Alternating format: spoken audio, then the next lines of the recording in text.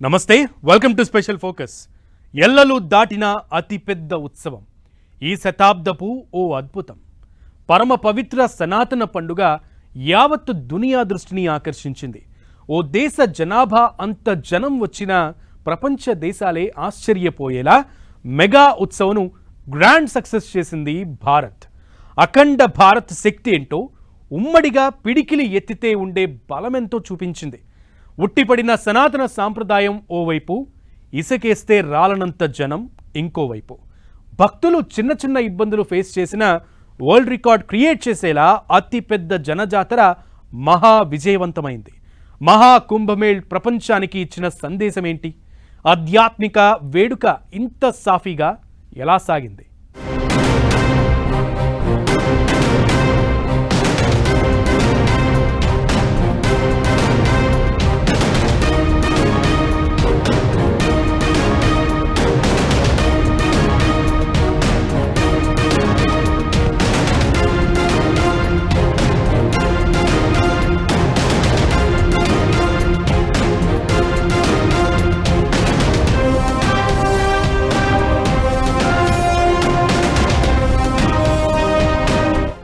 Record head count తో Mahakumbh grand success. న భూతో న భవిష్యత్ అన్నట్లుగా దునియానే మెప్పించిన మెగా ఈవెంట్. ప్రపంచ దేశాలకు మహాకుంభ్ ఇచ్చిన సందేశమేంటి?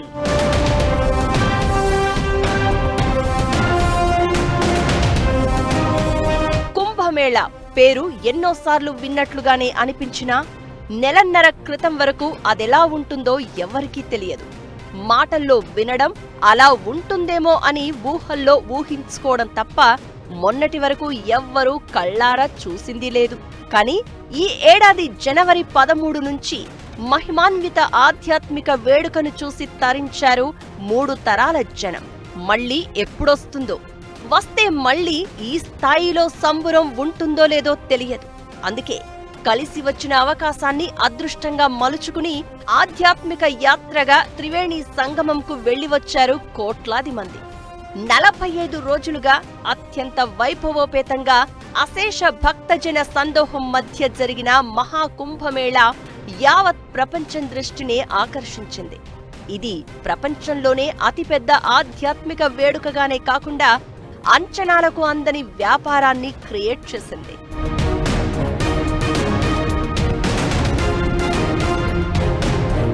సూర్యోదయం నుంచి సూర్యాస్తమయం వరకు, సూర్యాస్తమయం నుంచి సూర్యోదయం వరకు రాత్రింబవళ్లు త్రివేణి సంగమం భక్తజన సందోహంతో కిక్కిరిసిపోయింది. ప్రపంచంలోనే అత్యధిక మంది జనం గుమ్మిగూడిన అతిపెద్ద పండుగ మహాశివరాత్రి చివరి స్నానంతో ముగిసింది.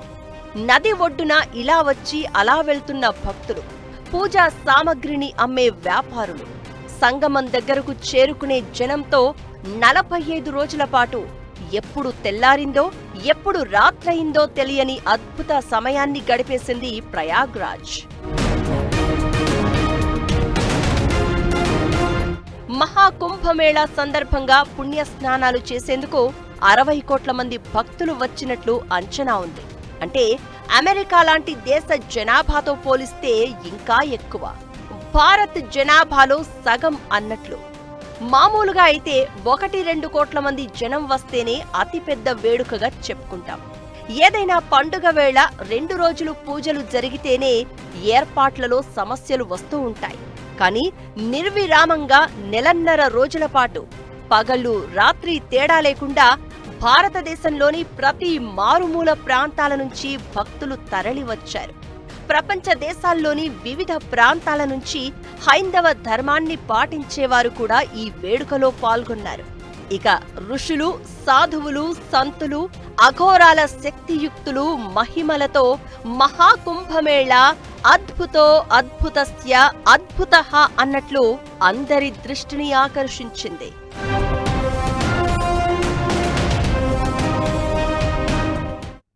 ఏదో చిన్న పొరపాటు వల్ల, కొంతమంది ఆకతాయిలు చేసినటువంటి అత్యుత్సాహం వల్ల తొక్కిసలాట జరిగి ఒక చిన్న ఘటన జరిగింది తప్ప, ఇంతటి మహా కుంభులో దాదాపు కోట్లాది మంది పుణ్యస్నానాలు ఆచరించినటువంటి ఈ యొక్క కుంభులో ఎటువంటి అపచారాలు జరగకుండా, ఎటువంటి దుర్ఘటనలకు తావు లేకుండా వైభవంగా నిర్వహించడం అనేది చాలా అద్భుతం.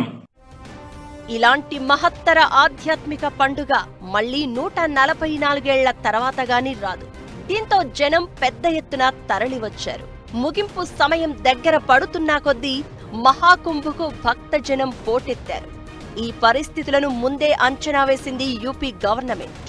కేంద్ర ప్రభుత్వ సహకారంతో మెగా ఈవెంట్ను గ్రాండ్ సక్సెస్ చేసి దునియా దృష్టిని అట్రాక్ట్ చేసింది. ప్రపంచ దేశాల్లో మహాకుంభ్ గురించి చర్చించుకునేలా, ఈ ఆధ్యాత్మిక పండుగ విశిష్టత ఏంటో తెలుసుకునేలా ఇంట్రెస్ట్ క్రియేట్ అయింది. ఒకే చోట కేవలం 45 రోజుల్లో 65 కోట్ల మంది గుమ్మిగూడడం, రాకపోకలు జరగడం అంటే మామూలు విషయమా అని చర్చించుకుంటున్న పరిస్థితి.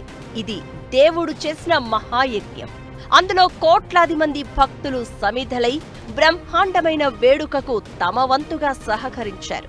చరిత్రలో నిలిచిపోయేలా అద్భుత దృశ్యాన్ని ఆవిష్కృతం చేశారు.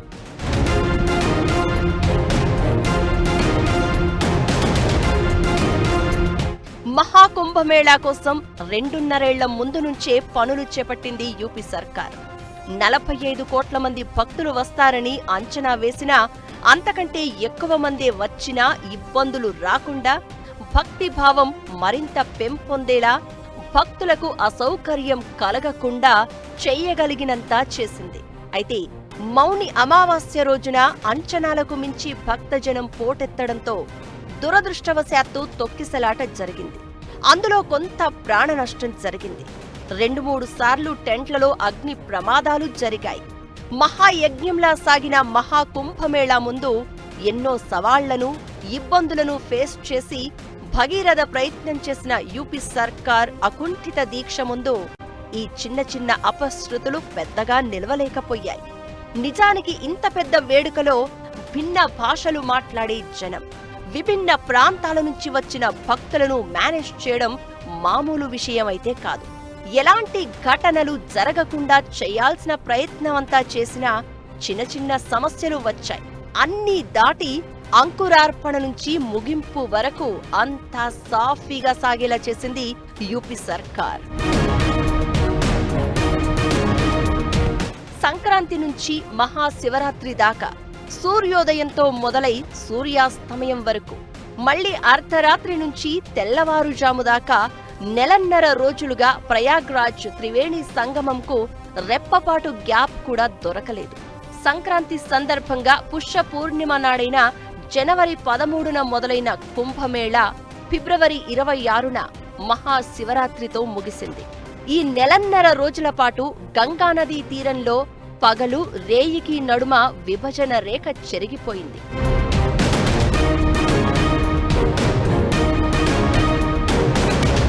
మహాకుంభ్ సందర్భంగా 45 రోజుల పాటు 24x7 దేదీప్యమానంగా వెలుగొందిన ప్రయాగ్రాజ్ మహాశివరాత్రి తర్వాత వెలవెలబోతోంది.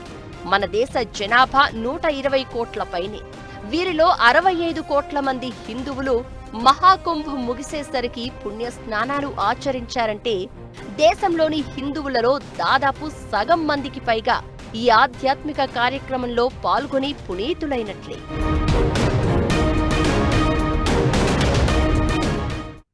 ప్రయాగ్రాజ్ ఆధ్యాత్మికంగా ఎంతో ప్రత్యేకత, చరిత్ర ఉన్న ప్రదేశం. నిత్యం వేలాది మంది భక్తులు సందర్శించే ఓ సన్నిధి. కానీ అక్కడ ఇన్ని కోట్ల మంది గుమిగూడడం ఇదే ఫస్ట్ టైం.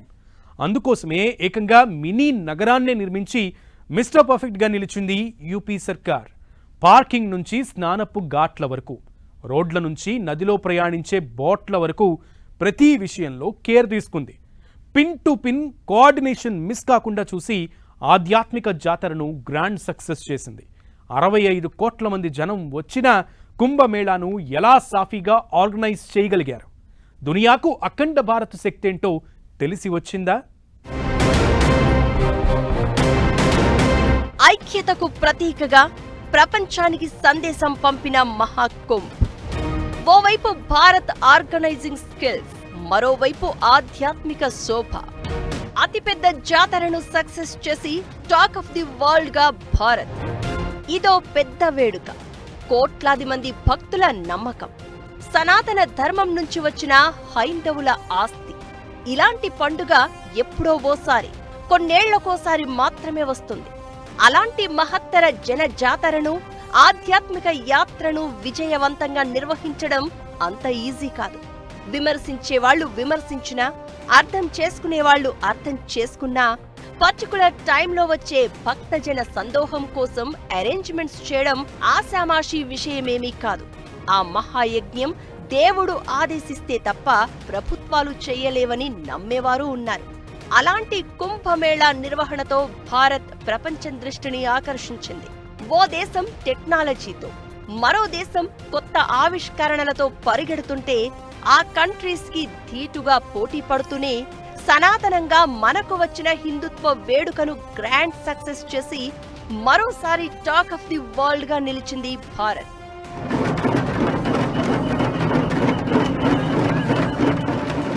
బార్డర్ సెక్యూరిటీలో, అంతరిక్ష పరిశోధనల్లో ప్రపంచ వేదికల మీద సత్తా చాటుతున్న భారత్ ఈ ఆధ్యాత్మిక జాతరతో మరోసారి శక్తిని చూపించింది.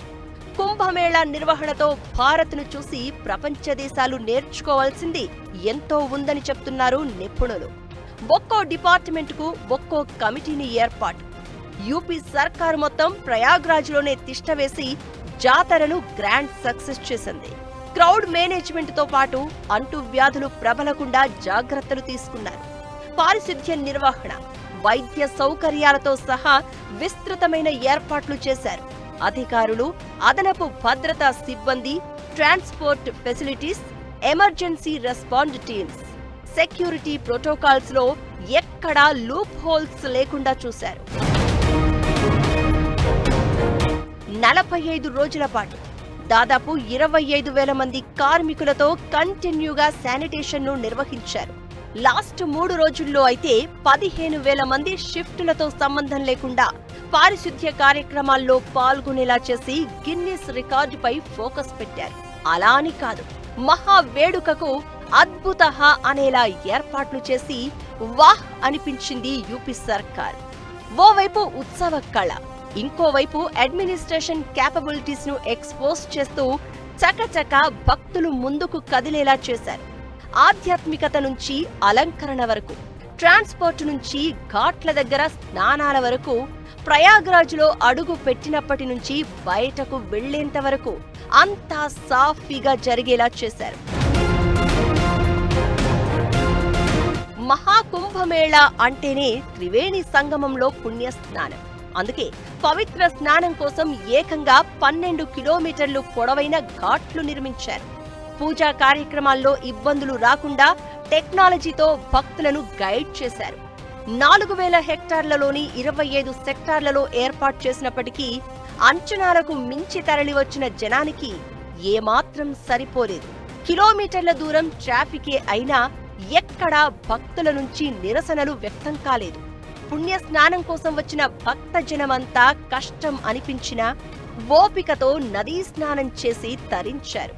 1850 హెక్టార్లలో పార్కింగ్, 30 బ్రిడ్జీలు, 67,000 స్ట్రీట్ లైట్లు, 1,50,000 మరుగుదొడ్లు, 1,50,000 టెంట్లు, 25,000 కంటే ఎక్కువ వసతి గృహాలతో కొత్త వ్యవస్థనే నిర్మించి భక్తులకు ఇబ్బంది లేకుండా చూడడంలో సక్సెస్ అయింది యూపీ సర్కార్.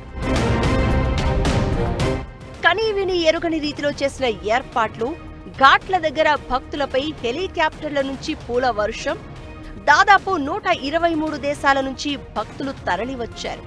188 దేశాల ప్రతినిధులు ప్రత్యేకంగా కుంభమేళాను వీక్షించేందుకు వచ్చారు.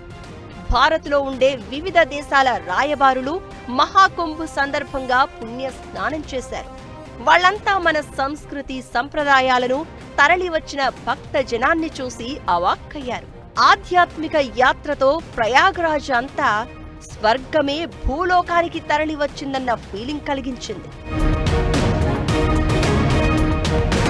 సాధారణంగా ఓ ఫంక్షన్ అయినా, 1,00,000 మంది హాజరయ్యే రాజకీయ పార్టీ సభ అయినా అరేంజ్మెంట్స్ అంటే ఎన్నో జాగ్రత్తలు తీసుకుంటారు.